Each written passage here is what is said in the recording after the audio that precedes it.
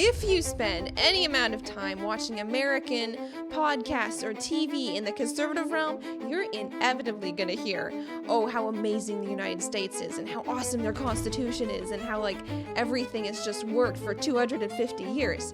As Canadians, that makes us look at them and go, but many of us don't even know how our governmental system compares to theirs. So hold on to your socks. You're going through a crash course on Canadian government. Let's go.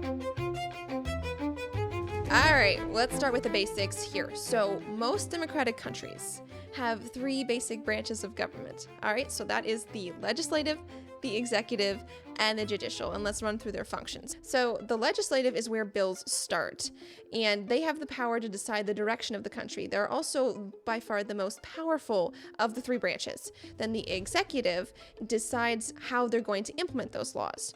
So they basically execute the laws that are on the book. They can't create new laws, in essence. And then the judicial. The judicial branch's job is to ensure that the Constitution is always upheld. They basically make sure that justice is always administered, and this is by far the weakest of the branches. That was the 3 branches of government. Now let's see how they work out in Canada's political system. So, in Canada, we aren't just a democracy. We are a constitutional monarchy and a parliamentary democracy. So what that means is that we, instead of just having a bare majority or mob rule like they have in a lot of democracies, we have a constitution that must always be upheld, and the laws that we implement must always stack up and fall in good order against the Constitution. In Canada, our legislative branch is the Parliament, as you probably well know, and this consists of the House of Commons, or the lower house, and the Senate, which is the upper house. Now, the lower house, the House of Commons, is the only spot where we have elected representative government in Canada. That's the only spot where we elect our leaders. And the upper house is not even elected at all. In the States, they have both elected lower and upper house. Now, our fathers of Confederation did this on purpose. Their goal was to model the British system of government as much as they could, except in Britain, they have a House of Commons and then a House of Lords. Now, a seat in the House of Lords is not something that you get elected or that you win. It is an inherited right for a lot of nobility. That has changed in Britain, but back when our fathers of Confederation founded Canada, the majority of the House of Lords was nobility that earned their title through basically nepotism. And there were also other church leaders in the House of Lords. So that was not an elected branch. So our fathers of Confederation, because we didn't have aristocracy here in Canada and no real nobility, they instead made our Senate appointed by the Governor General as it is today. So that gives the Governor General quite a bit of power. And because the Senate is not elected, they basically limited the things that our Senate can do. That's why you don't hear about them often, because they aren't really the major part of the lawmaking. How our government works is that bills actually can be put forth both in the lower and the upper house, but money bills always have to start in the lower house with the elected branch. And then once they pass with a majority vote, both the upper and the lower house, then those become law, and then they're signed into law by the Governor General. In the lower house, the leader of the party with the most seats, so the most members of their party elected to the House of Commons, that leader becomes our Prime Minister, and that person is in effect the leader of the executive branch as well. So here's where the executive and the legislative branches collide a little bit, and there's not as much separation of powers. What this separation of powers means is basically a clear division of power between the executive and the legislative branch. So the executive can't have power over lawmaking, and the lawmaking can't have too much power over how the law is executed. That's a separation of power that they have in the United States, but in Canada we don't have as much of that. And also a word on Parliament. So Parliament, if you know any French, parler means talk. So basically what they do in Parliament is they talk out the bills, and the hope is that through that honest debate, truth will prevail and the best bill will win. Now let's get to our executive branch. So the figurehead of the executive branch in Canada is the Governor General. Now they basically are the replacement for what the British monarch would do in Canada. And because we follow the British system, in Britain the monarch is basically the head of state and the commander-in-chief of the military. In Canada, the Governor General has that same job. Now, alongside that, the Governor General has a bunch of different roles. So, first of all, they can appoint the Prime Minister. So how that happens is once there's an election, the Governor General basically invites the leader of the party with the most votes to form a government, and then they become the Prime Minister, and then the Governor General swears them in. The Governor General also can swear in other high officials like the Senate, the Supreme Court, and members of the Privy Council, among others.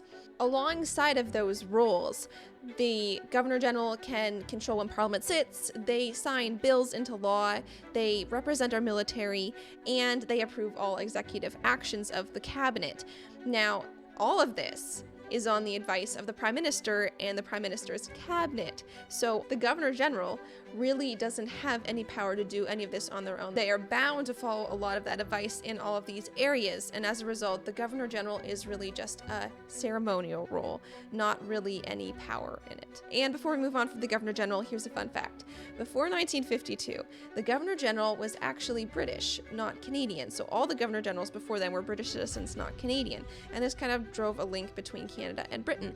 But in 1952, that link was severed, and since then we have had entirely Canadian Governor Generals. Now, the real power in Canada doesn't lie with the Governor General. The real power lies with the Prime Minister and the Prime Minister's cabinet, because the Prime Minister draws his cabinet members from the legislative usually. They aren't always MPs, but that is usually how it happens. So these people are part of the legislative and the executive, and they could decide what bills that they want to enact, and then they put those through Parliament before they can actually sign them into law. Yes, the Prime Minister has all this power, but he can't simply wield it to his own liking. He has a wide range of advisors, such as those in the Privy Council, but every one of his policies has to be in compliance with the policies of the National Council of whatever party he represents. His personality or his experience only affect how well he can carry out those policies. If he performs poorly, his leadership can be called into question. There has been no change in policy between Mark Carney and Justin Trudeau because the party itself has remained the same. Mark Carney ran on Justin Trudeau's platform, the platform that was formulated for Justin Trudeau in the April 2025 election. That's what makes it so incredulous that the Liberals actually managed to pull off another election win, even though the party itself hasn't changed, because the majority of the Canadian population does not know the role that the party has in creating the policy. So really, in effect, the Prime Minister is just a puppet, a powerful figurehead, but bound to his party's council. That was the executive branch. Now let's move on to the judicial. So despite our fathers of Confederation's hatred for the American Republican system, they actually modeled our Supreme Court after the US Supreme Court. So we have 9 Supreme Court justices and 1 Chief Justice in charge of it all. Now, different from the United States, these judges in Canada are appointed by the Governor General on the advice of the Prime Minister and Cabinet. So here's a funny separation of powers for you. So the Prime Minister basically decides who becomes a Supreme Court Justice, and then the Supreme Court Justices are supposed to make sure the Prime Minister stays in check. The Supreme Court is supposed to be the arbitrator of the biggest legal cases in Canada. They are supposed to ensure that the justice is always upheld and that the Constitution is also always upheld. Now, do they always do this? No, because they're appointed by the Prime Minister. Alright, so that was Canada's governmental system. Now that we know it, let's hold it up against the United States.